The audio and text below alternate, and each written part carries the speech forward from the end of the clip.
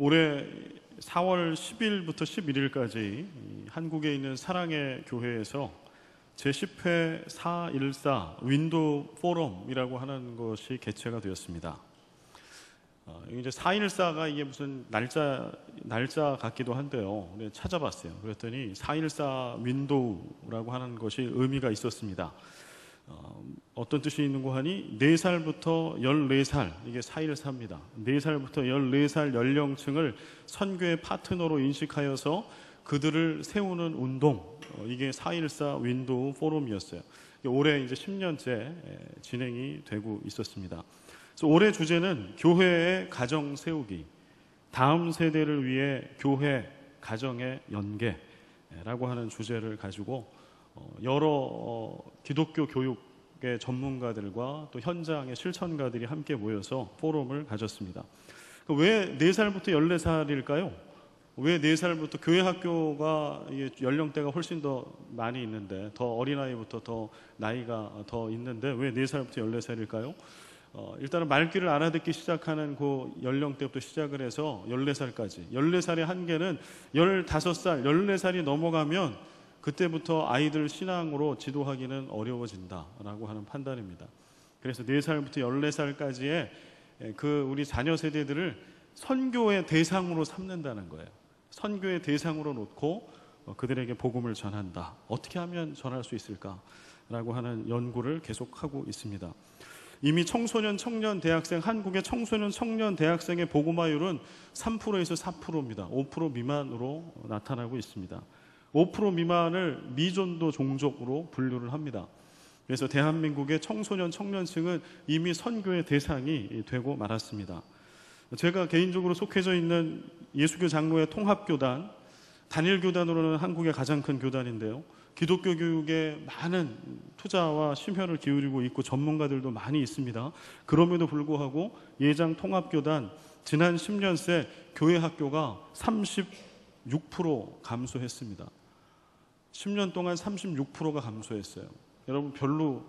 여러분 통장 잔고 빠져나가는 거 아니니까 별로 그렇게 위기감이 없으시죠?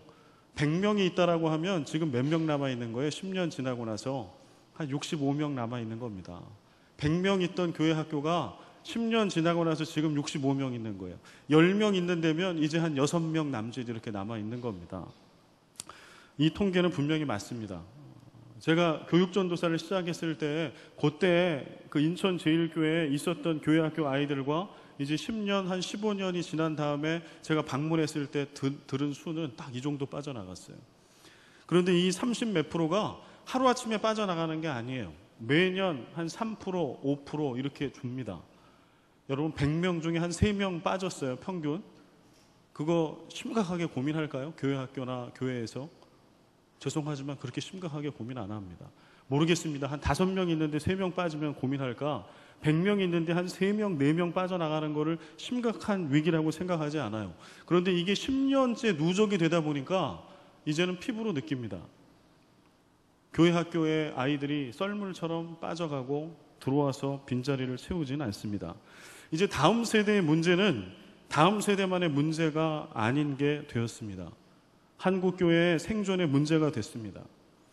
서구의 교회들, 유럽과 미국 다 이 서구의 교회들을 보면 정말 건물을 잘 지어 놨습니다. 의리의리합니다. 그런데 그 건물 안에 가보면 주일날 예배드리는 분들은 대부분 할아버지 할머니들이세요. 젊은 세대들이 없어요. 한국교회는 다를까요? 한국교회도 급격하게 아주 빠른 속도로 서구교회를 따라가고 있습니다. 10년 새에 36%의 교회 학교 아이들이 썰물처럼 빠져나가고 있습니다. 그리고 한국교회 1년에 수백 개 내지는 수천 개의 교회가 매물로 나옵니다. 그리고 어떤 교회 건물은 거기에 이렇게 불교의 마크가 붙여 있기도 하고요. 이단교회에 팔리기도 합니다. 판교에 있는 엄청나게 큰 대형교회인데 그 교회가 이단교회에 팔려서 큰 문제가 됐던 적이 있어요. 그건 몇 년 전의 이야기입니다. 한국 대형 교단 소속된 어떤 한 교단 기독교 교육을 연구한 학자가 조사를 했어요. 뭘 조사했는가 하니 전체 한 9,000여 개 전국에 있는 그 교단 소속의 교회에 교회 학교 각각의 부서가 없는 교회가 어느 정도 되는가를 조사했습니다. 영유아부가 없는 교회 몇 프로 정도 될 것 같아요? 78%. 이 교단 상당히 큰 교단입니다.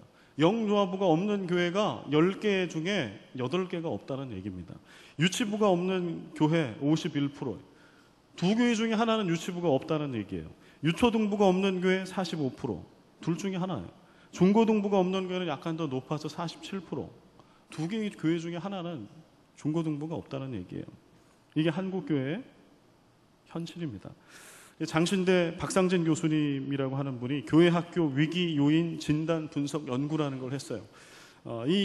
여기서 한 연구의 핵심은 뭐냐 하면 교회 학교와 한국교회가 이렇게 위기를 가져오고 급격한 감소를 하고 있는데 그 주된 원인이 뭔 것 같습니까? 라고 물어본 거예요. 성도들에게 목회자 그룹들, 교회 학교 교사들, 신학교 교수들 물어봤습니다.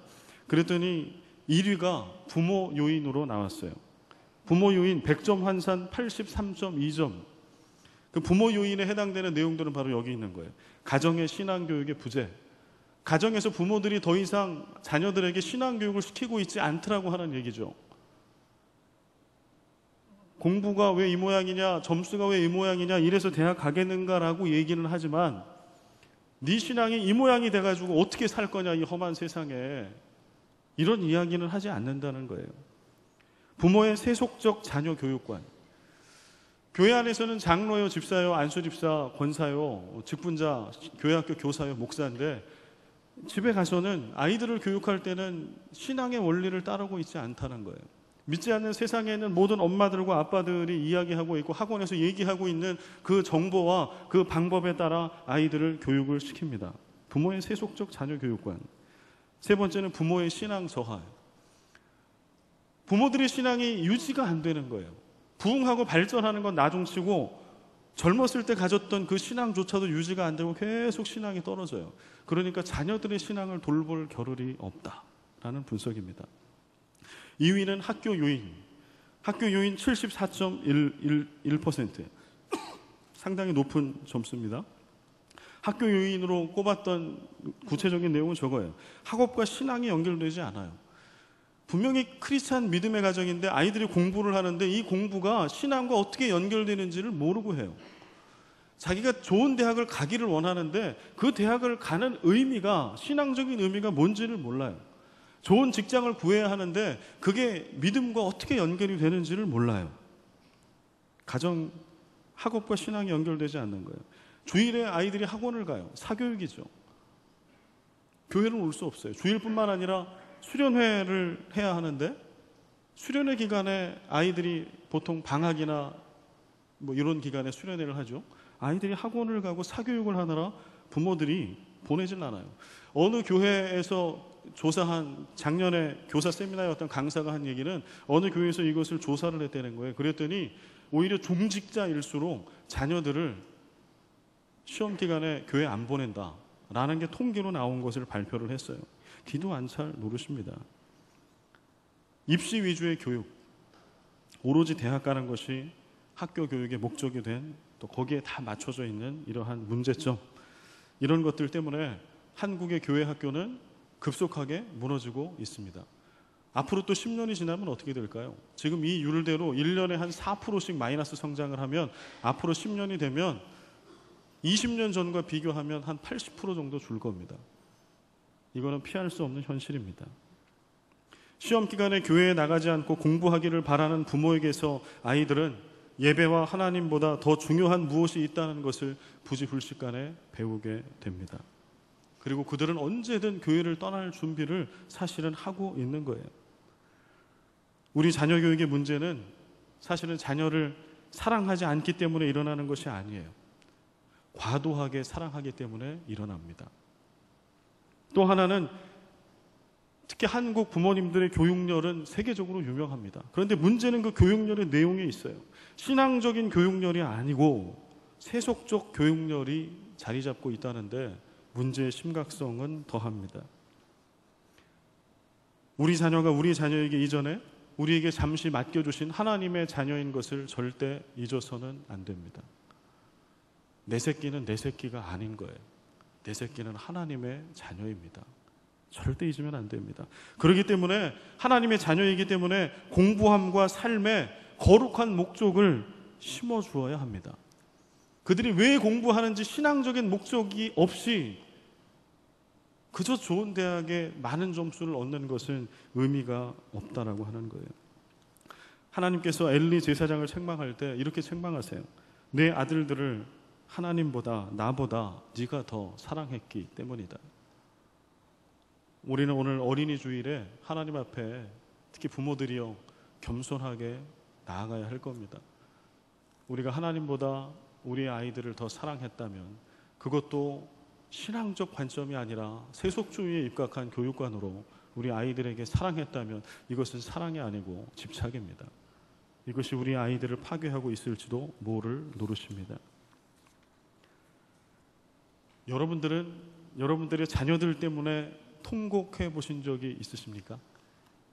있습니다. 제 애가 가출해가지고 제가 한번 통곡한 적이, 저처럼 소시적에 가출해가지고 통곡한 적이 있습니다. 이런 거 말고 자녀들이 입시, 결혼, 취직 이런 것 때문이 아니고 자녀들의 믿음이 계속해서 약해지고 있는 것 때문에 오직 자녀들의 신앙 때문에 그것 때문에 통곡해 보신 적이 있습니까?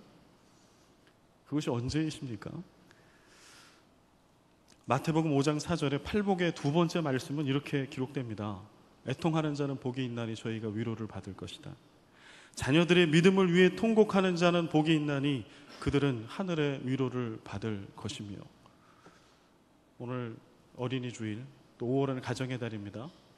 자녀들의 신앙의 미래를 위해서 통곡할 줄 아는, 통곡하는 여러분과 제가 되었으면 참 좋겠습니다. 그러면 문 목사님은 맨날 아이들 신앙 때문에 우나보다 죄송합니다. 솔직히 고백합니다.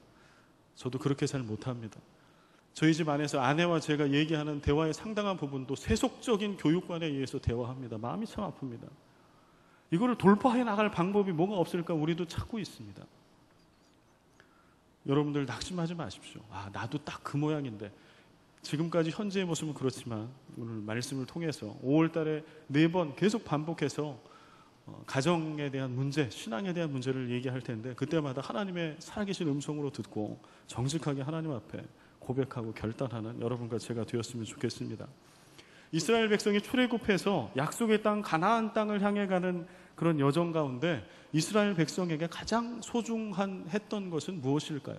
성경은 그들에게 가장 소중한 것은 뭐라고 이야기하고 있을까요? 이 얘기를 하기 전에 먼저 가데스 바네아 사건을 얘기하지 않을 수 없어요. 이스라엘 백성이 출애굽을 해서 이제 광야를 넘어가고 이제 코앞에 가나안 땅을 앞에 두게 됩니다.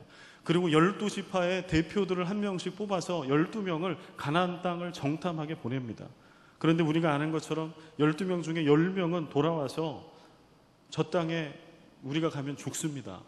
저 땅은 이 포도송이도 이렇게 갖고 온 것처럼 크고 곡식도 많이 맺히는 그러한 좋은 땅이긴 하지만 그 땅에 있는 가나안 족속들과 아낙 족속들은 너무나 장대하고 기골이 장대하고 무기가 발달되어 있어서 우리가 그 가나안 땅에 가면 우리는 그들의 칼에 다 죽임을 당할 겁니다. 우리는 그들 앞에 메뚜기와 같습니다.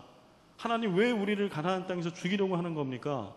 이제 우리가 모세 말고 새로운 지도자를 뽑아서 저 편안한 애굽 땅으로 돌아갑시다 라고 얘기했던 것이 가데스 바네아죠.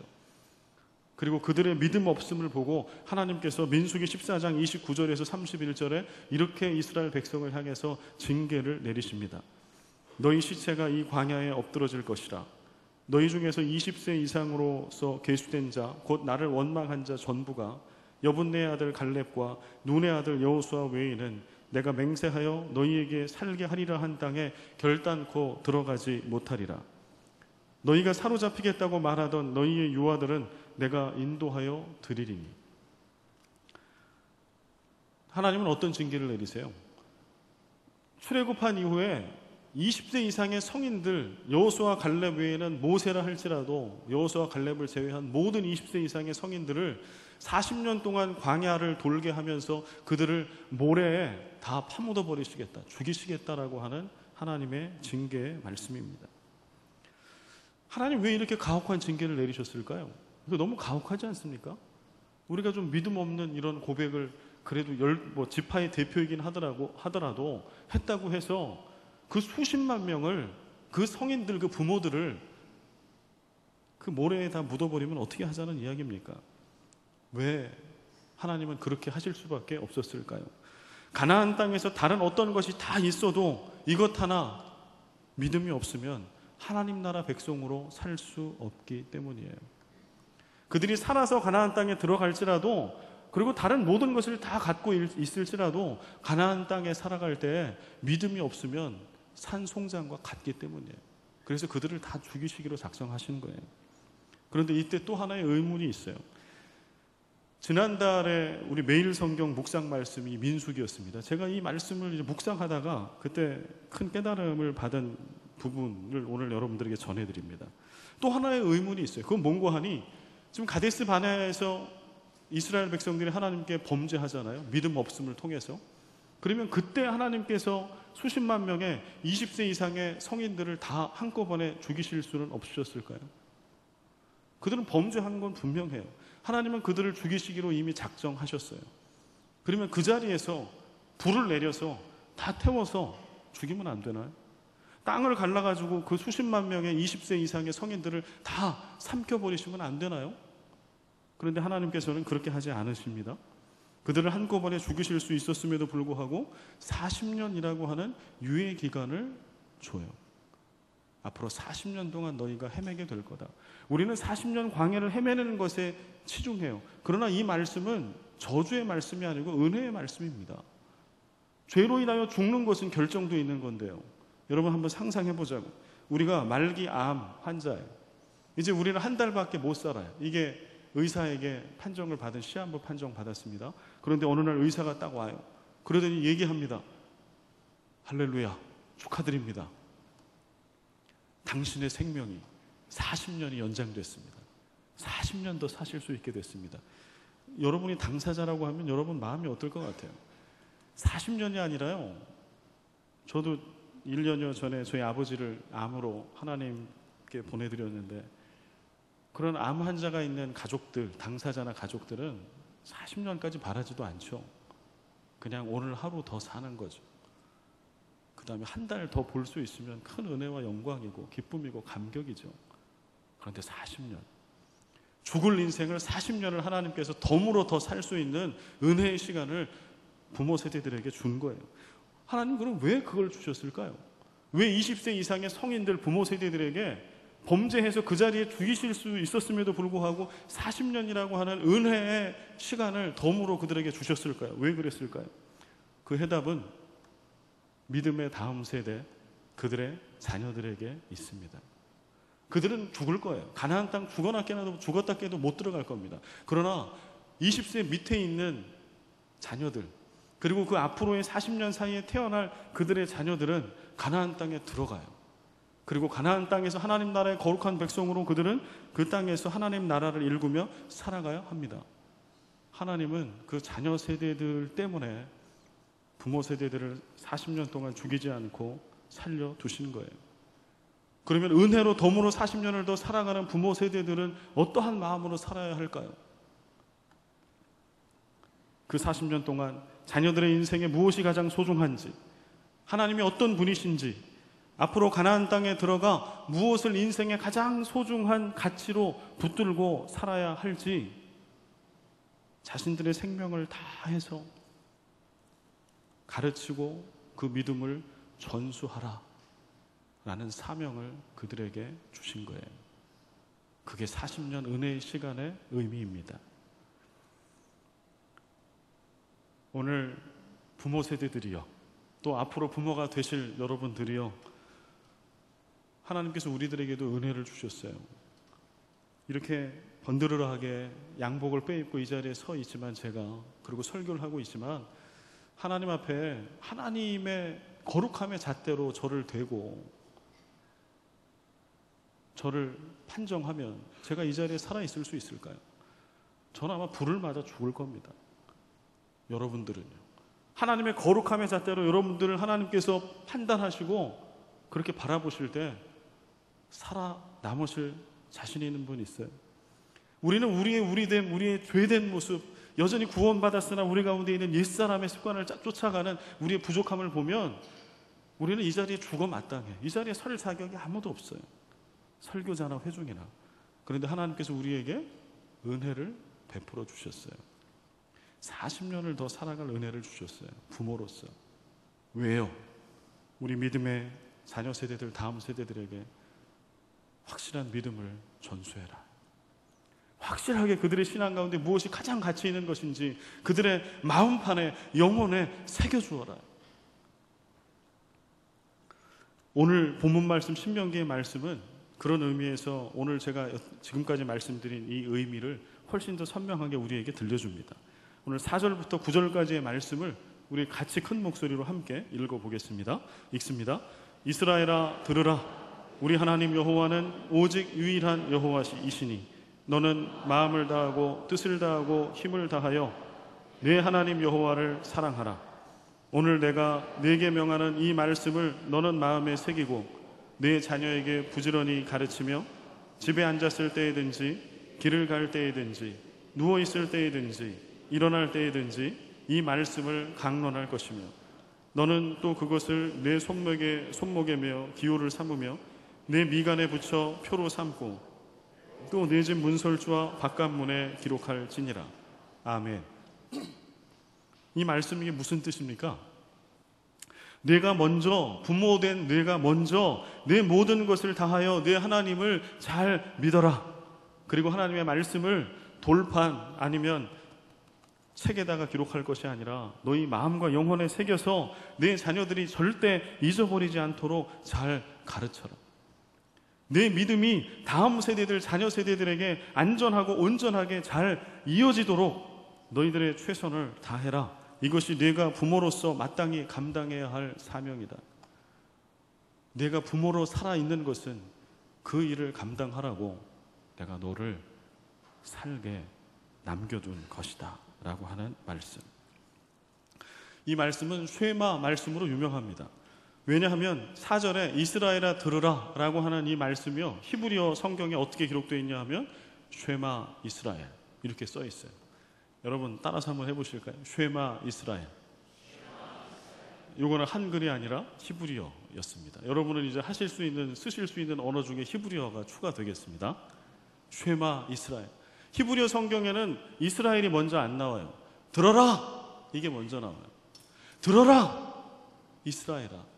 그리고 그 이후에 나오는 모든 말씀들, 신명기에 기록된 모든 말씀은 이스라엘 백성이 마땅히 들어야 할, 뭐를 들어야 할지를 구체적으로 쓰고 있을 따름입니다. 제일 중요한 말씀은 4절부터 9절이에요. 쉐마 이스라엘. 이 말씀은 수천 년 전에 가나안 입성을, 자녀 세대들을 가나안 땅은 어떤 땅이에요? 이방 신들이 득실거리는 땅, 바알과 아세라 신을 숭배하는 사람들이 가득 차 있는 땅, 세속주의로 가득 차 있는 땅, 힘의 논리, 적자 생존의 논리, 그러한 것들로 가득 차 있는 땅, 그게 가나안 땅이었죠. 그 땅에 내 자녀들을 이제 보내야 돼요. 그러면 그 자녀들은 그 땅에 하나님의 말씀이 삶의 기준이 되고 가치의 기준이 돼서 하나님이 다스리시는 하나님의 나라 왕국을 세워야 합니다. 거기뿐만 아니라 온 세계 열방의 그러한 나라들을 퍼뜨려야 합니다. 확장해야 합니다. 2000년 전에 오늘 신명기 말씀은 2000년이 아니라 수천 년 전에 이 신명기의 말씀은 그러한 목적으로 하나님이 주신 거예요. 그러면 오늘 우리는요, 우리 자녀들이 살고 있고 우리들이 살고 있는 그 세상은 가나안과 다를 것이 무엇이 있을까요? 우상으로 가득 차 있고 세상의 정신, 세속주의로 가득 차 있고 힘이 센 자가 더 많이 갖고 적자 생존의 정글 같은 원리가 여전히 통용되고 있고 더 많은 높은 학벌, 더 높은 지위를 갖고 있으면 우리가 살고 있는 세상에 더 많은 것들을 누릴 수 있는 이러한 세상, 이러한 때에 우리 이 시대의 모든 부모들도 우리 자녀들을 가나안 같은 세상에 어떻게 우리 자녀들을 보내야 할까요? 그래서 오늘 말씀은 수천 년 전에 이스라엘 백성에게만 주신 말씀이 아니라 2017년 어린이 주일에 우리 모두에게 주시는 생생한 하나님의 음성입니다. 주님의 명령입니다. 이스라엘아 들으라. 우리 하나님 여호와는 오직 유일한 여호와이시니 너는 너의 마음을 다하고 너의 뜻을 다하고 너의 힘을 다하여 내 하나님 여호와를 사랑하라. 우리 믿는 부모 세대들이 가져야 하고 자녀들에게 전해주어야 할 믿음은 무엇입니까? 믿음 되게 다양해요. 어떤 믿음을 전해줘야 할까요? 오늘 신명기서는 그 믿음을 이렇게 정의해요. 여호와 하나님을 사랑하는 것. 이 믿음. 교리와 지식을 쌓는 거 이거 아니고, 어떤 전통을 전해주는 것 이거 아니고요. 성경의 궤관을 전해주는 것 이것도 아니고, 믿음이 뭐라고요? 하나님을 사랑하는 것. 그리고 이 얘기는 뭐냐 하면 우리 자녀들이 우리를 바라볼 때 이거 하나를 떠올릴 수 있어야 돼요. 우리 아빠 우리 엄마는 하나님을 정말 사랑한다. 하나님을 사랑하는 사람은 저렇게 말하는구나. 하나님을 사랑하기 때문에 우리 엄마 아빠는 나를 사랑하는구나. 그래서 나에게 그 귀한 하나님의 말씀을 전하는구나. 그래서 교회 가라고 하는구나. 크리스찬이 되라고 하는구나. 그 중심에 하나님을 사랑함이 있어야 돼요. 그 얘기예요. 하나님을 어떻게 사랑하라? 어떻게 사랑하는 것이 믿음이라고 신명기서는 얘기합니까? 세 가지를 얘기하죠. 마음과 뜻과 힘을 다해 사랑하는 것. 그게 온전한 믿음이다. 첫 번째 마음. 마음은요 히브리어로 레바브라고 합니다. 영어로는 하트예요. 심장. 다른 말로 심장이에요. 여러분 우리 심장이 어떤 곳이에요? 평생 인간의 심장은 25억 번을 뛴답니다. 멈춤 없이 25억 번을 뛰어요. 300g 정도밖에 되지 않지만 매일 7,500리터의 피를 온 몸에 다 돌려서 우리 생명을 유지시켜주고 발전시켜줘요. 그래서 고대 히브리인들은 심장을 의지의 자리로 봤어요. 뭔가를 의지적으로 결정하는 것은 심장에서 이루어진다라고 본 거예요. 모든 감정의 지휘소를 심장, 마음으로 보았습니다. 모든 욕망의 영토를 심장, 마음이라고 보았어요. 그게 심장이에요. 그런데 하나님을 사랑해야 돼. 뭘로 사랑해야 돼? 내 심장을 다해서, 내 이 소중한 이 마음, 심장을 다 가지고 껍데기 진심으로 하는 사랑, 형식과 절차와 의무감이 하는 사랑이 아니라 내 진심으로 내 심장을 걸고 하는 바로 그 사랑. 그게 믿음이다. 자녀들에게 전해줄 믿음, 우리가 가져야 될 믿음. 두 번째, 뜻을 다해서 사랑해라. 뜻은 히브리어로 네페쉬라고 되어 있어요. 영어로는 soul입니다. 이게 개역 성경에는 성품으로 되어 있고 지금 개역 개정에는 뜻으로 되어 있는데요. 사실 더 정확한 표현은 영혼이에요. 영혼. 네페쉬 소울은 영혼, 혼입니다. 이 얘기는 껍데기, 몸만 가는 사랑이 아니라 영혼이 함께 가는 사랑을 얘기합니다. 몸뚱아리만 나와 있는 예배, 그리고 나는 하나님 사랑합니다라고 얘기하는 것이 아니라 우리의 영혼, 우리의 전 존재가 함께 나와서 하나님께 드리는 예배. 그래서 나는 그 예배를 통해 하나님을 사랑합니다. 내 몸만 가고 형식적으로 틀만 가지고 있는 그러한 신앙생활이 아니고 내 영혼이 함께 들어가 있는 그러한 봉사, 그러한 가정생활, 그러한 일터에서의 내 일하는 모습, 그렇게 하나님 사랑하라고. 그 사랑을 자녀들에게 전하라는 말씀이죠. 세 번째, 힘을 다해. 힘은 히브리어로 메오드, 영어로는 마이트예요. 이건 단순하게 그냥 어떤 에너지가 있는 물리적인 힘을 얘기하는 것이 아니고요. 모든 것을 다 거는 것을 얘기해요. 모든 에너지, 모든 열정, 모든 내가 동원할 수 있는 모든 것을 다 걸고 하는 최선의 사랑. 이게 힘을 다하는 사랑이에요. 99% 아닙니다. 99%는 힘을 다하는 사랑이 아니에요. 100%가 힘을 다하는 사랑이에요. 그런 사랑으로 하나님을 사랑해라. 그게 믿음이다 라고 얘기합니다. 그리고 또 말씀합니다. 6절에 오늘 내가 네게 명하는 이 말씀을 너는 마음에 새기고. 이스라엘 백성은 하나님 말씀 10계명을 어디에 받았어요? 돌판에 받았어요. 하나님이 돌판에 주신 이유는 그게 쉽게 지워지지 말라고, 오래 간직하라고 주신 거예요. 그런데 신명기 말씀은 하나 더 나가요. 돌판이 아니라 돌판도 아니다. 이제 더 나아가서 영원히 지워지지 않는 너희들의 마음과 영혼에 너희가 사랑하는 그 하나님, 하나님이 주신 말씀, 진리, 복음, 이것을 새겨라. 그리고 그것을 7, 8, 9절 너희 자녀들에게 가르치고 전수해라. 어떻게 가르쳐요? 장소를 불문하고, 시간을 불문하고, 방법을 불문하고 가리지 말라는 거예요. 그게 집 안이 됐든 밖이 됐든 맞박이 됐든 손목이 됐든 어디가 됐든 하여튼 하나님 말씀 어느 곳에든지 다 보고 듣고 익히고 날카롭게, 부지런히 가르치며라고 하는 뜻에는 날카롭게 뭘 별이다라고 하는 뜻이 있어요. 복음을 아주 날카롭게 예리하게 가르치는 거예요. 가슴에 새겨지게. 내 삶의 모든 자리에서 모든 방법을 동원해 시간과 공간을 초월해서 네가 그렇게 사랑하고 그렇게 사랑함으로 믿는 네 마음과 영혼판에 새겨진 그 예수 그리스도, 그 복음, 그 하나님, 그 믿음을 내 자녀들에게 온전히 전수해라. 너는 그것 때문에 네가 존재하는 이유가 있다. 네 생명, 네 심장이 뛰고 있는 이유는 거기에 있다. 네가 살아갈 이유는 거기에 있다 라고 성경은 이야기합니다. 부모는 하나님께서 자녀에게 보내신 거룩한 메시지입니다. 자녀는 하나님께서 부모에게 보내주신 거룩한 선물이요 축복입니다. 부모 세대들이요, 다시 한번 말씀합니다. 잘 들으십시오. 자녀 세대들도 마찬가지. 부모는 하나님께서 자녀에게 보내신 거룩한 메시지입니다. 자녀들이요, 엄마는 나를 혼내고 짜증나게 하는, 아빠는 늘 나를 분노에 이르게 하는 그런 존재가 아니고, 부모는 하나님께서 자녀된 나에게 보내신 거룩한 메시지, 하나님의 음성, 하나님의 뜻. 자녀는 하나님께서 부모에게 보내신 거룩한 선물이요 축복, 애물단지가 아니고. 제발 좀 그만 좀 쏙쏙이라고. 근데 부모에게 자녀는 그래요, 그죠? 결혼해서 아이들 이렇게 출가시키고 그 아이가 또 아이를 낳으면 부모 걱정을 안 끼칠 줄 알았어요, 저는. 근데 그게 아니더라고. 신방을 해보고 하면 여전히 그 자녀들의 골치를 썩여. 제발 좀 부모를 떠나서 알아서 좀 이렇게 독립적으로 살았으면 좋겠는데 끝까지 부모의 발목을 잡고 도와주세요, 애 봐주세요, 돈 주세요. 여전히 애물단지. 그러나 애물단지가 아닙니다. 자녀들은 뭐예요?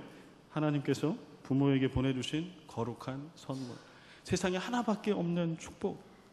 부모는 하나님께서 자녀에게 보내신 거룩한 메시지예요. 왜냐하면 부모는 소유, 명예, 권력의 유무와 관계없이 부모의 존재와 생활과 인생, 말과 행동을 통해서 자녀의 기억에 흔적으로 남게 되기 때문에 그래요. 부모의 흔적은 자녀의 영혼에 깊이 새겨져서 하나님의 뜻에 대한 힌트가 됩니다. 그래서 나중에 이 자녀가 자랐을 때 부모 품을 떠나서 어딘가에 있을지라도 그들은 부모를 통해서 받았던 그 신앙적 힌트를 가지고 하나님의 뜻에 순종하는 지혜를 갖게 됩니다. 질풍노도의 시기를 지나고 있는 자녀의 존재는 이제 성장을 멈추고 안정기에 접어든, 그래서 더 이상 기도할 이유를 찾지 못하고 있는 중년의 부모에게 다시 한번 하나님 앞에 무릎 꿇고 통곡하며 기도할 수 있는 도전을 주는 귀한 존재들입니다. 신방을 해보면요, 가정마다 기도 제목이 있으면 기도 제목의 70% 이상은 자녀들이에요. 사실은 신방할 때 기도 제목 얘기 안 하고 보지 않아도 대부분 알아요. 다 가정, 남편이 보통 속색이고 애들이 속색이거든. 두 가지가 기도 제목이에요. 그런데 여러분, 부모들은 이제 어느 정도 안정기에 접어들었잖아요. 아이들 키우고 하면서. 물론 연령이 아직 젊은 부모들은 아직도 질풍노도를 달리고 있겠으나 대부분의 부모들은 아이들보다는 물론 안정기에 있고요, 안정기에 있어요. 기도할 제목들이 치열하게 공부하고 대학 가고 취직하고 결혼하고 연애하고 이럴 때는 생기는데, 딱 모든 게 다 잡혀있고 애 낳고 살 때는 사실은 기도의 제목들이 사라져요. 근데 하나님이 우리를 너무 잘 아세요. 그때 우리들에게 뭘 주세요? 자녀들을 주세요. 그리고 얘네들이 못된 짓을 막 해요. 어릴 때면 어릴 때, 또 사춘기 접어들면 또 사춘기 돼서 엄마 아빠가 뭘 아냐고 이런 얘기 하면서 저처럼 막 가출하고 부모의 마음에 대못을 박아요. 그러나 그 자녀라 할지라도 우리는 그 자녀를 통해서 하나님 앞에 다시 한번 무릎을 꿇습니다. 하나님 앞에 다시 한번 통곡합니다. 다시 한번 기도합니다. 그것이 우리 부모를 살립니다. 우리 자녀들에게 귀한 존재들이에요. 하나님께서 우리들을 자녀에게 보내시는 거룩한 메시지로 우리를 주셨어요. 우리 안에 자녀들에게 주실 메시지를 우리에게 다 주셨어.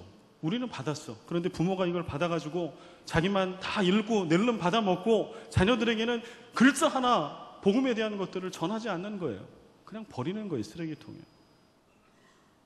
그거를 자녀들에게 읽어주지 않는 거예요. 가슴과 영혼에 새기게끔 계속해서 전수해주지 않는 거예요. 그리고 세상이 하는, 믿지 않는 부모가 하는 똑같은 것들을 다 해주면서 나는 내 할 일을 다 하고 있다고 생각해요. 이것은 믿는 부모로서 우리가 직무유기를 하고 있는 것인지도 모릅니다.